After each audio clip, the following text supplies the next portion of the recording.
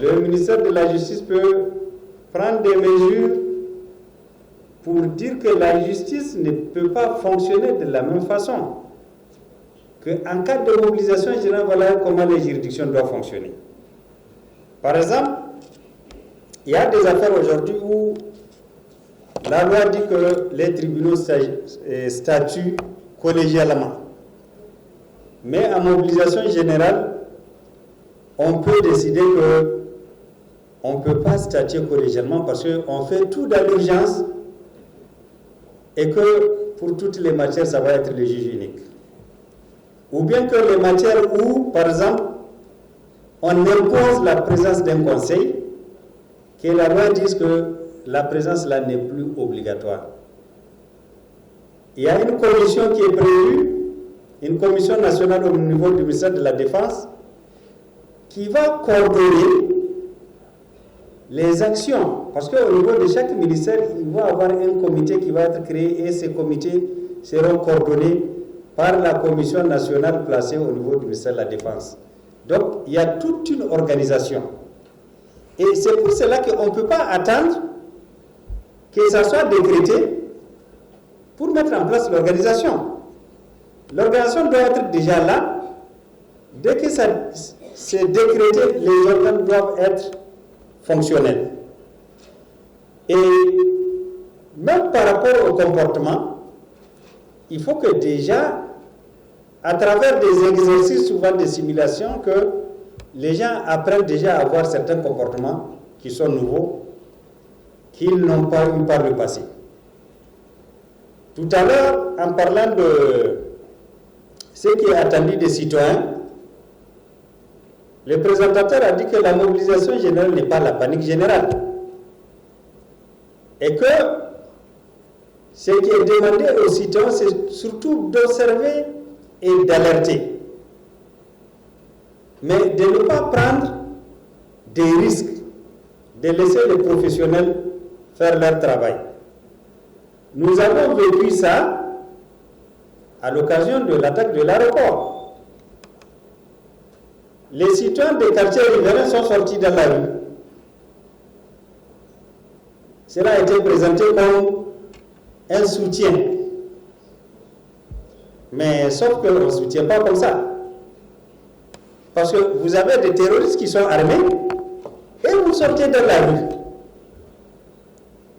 Non seulement les dégâts peuvent être importants, et c'est ce qu'eux ils cherchent, mais aussi pour les FDS qui vont venir sur le terrain, ça va être difficile de faire la part des choses entre les terroristes et les citoyens qui sont sortis soutenir.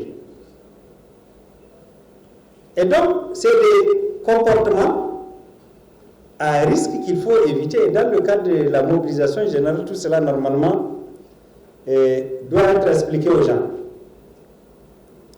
Pour sauver le pays, en fait, normalement, on ne lésine sur aucun moyen. Et c'est pour cela que la loi a prévu qu'il y ait des réquisitions qui peuvent porter sur les personnes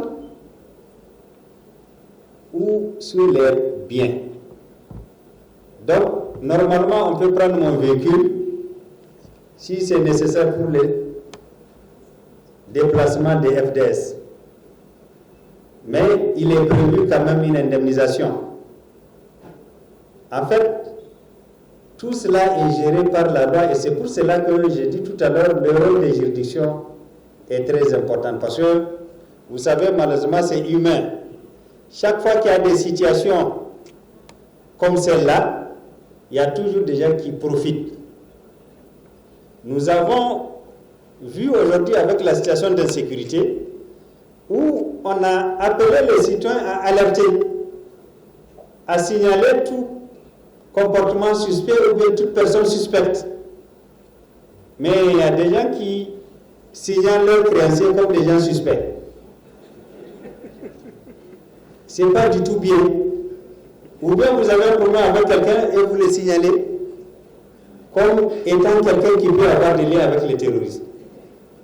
Et il y a beaucoup de gens qui ont été interpellés comme ça, puisqu'on est dans une situation malheureusement aujourd'hui où, dès que la personne est signalée, elle est interpellée. Non seulement, voilà des concurrents. Souvent, c'est des gens même qui sont en conflit dans le cadre de l'héritage, de la liquidation de l'héritage. On les signale comme étant des terroristes.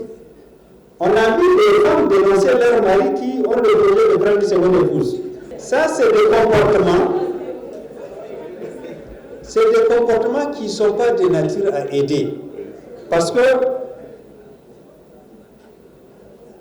et les FDS et les agents de l'État doivent mettre leur énergie là où c'est utile. Il ne faut pas leur disperser inutilement leur énergie.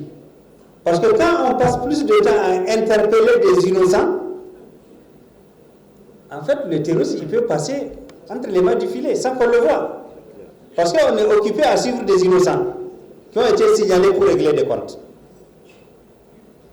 Et aussi, comme il l'a dit, aujourd'hui avec les réseaux sociaux, les gens ils disent tout ce qu'ils veulent. Quelqu'un peut imaginer des choses, il se met au fond de sa chambre, il écrit, il balance au monde entier. Ce que les terroristes recherchent, c'est la terreur. Il faut que les gens soient dans la terreur. Et quand vous passez le temps à faire des messages pour dire que tel endroit a été attaqué, on a aperçu tel nombre de motos à tel endroit, des gens qui sont lourdement armés, mais la terreur est là. Vous propagez la terreur. Et vous les aidez. Et malheureusement, ce genre de messages, c'est quoi leurs conséquences? Quand une première fois, on signale qu'on a aperçu des gens armés sur des motos, les FDS se déploient, il n'en est rien, une deuxième fois, une troisième fois, mais la quatrième fois, quand on va signaler, même si c'est vrai, ils ne vont pas aller.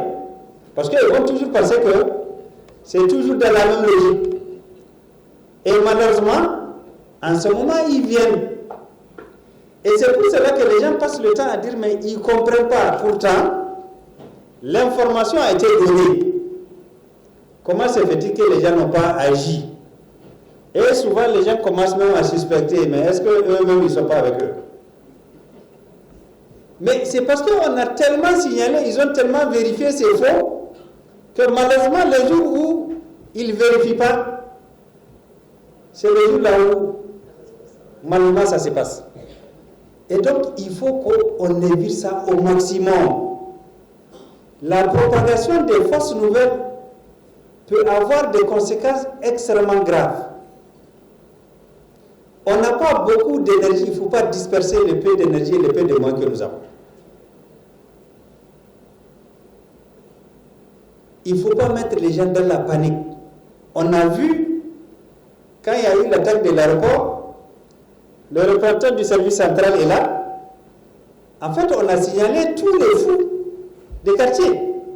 Parce qu'ils sont anormaux. On dit qu'ils sont, c'est peut-être un terroriste qui simule. Souvent, avant de saisir l'autorité, il y a un minimum de vérification qu'il faut avoir, qu'il faut faire. Et les gens ne vérifient pas.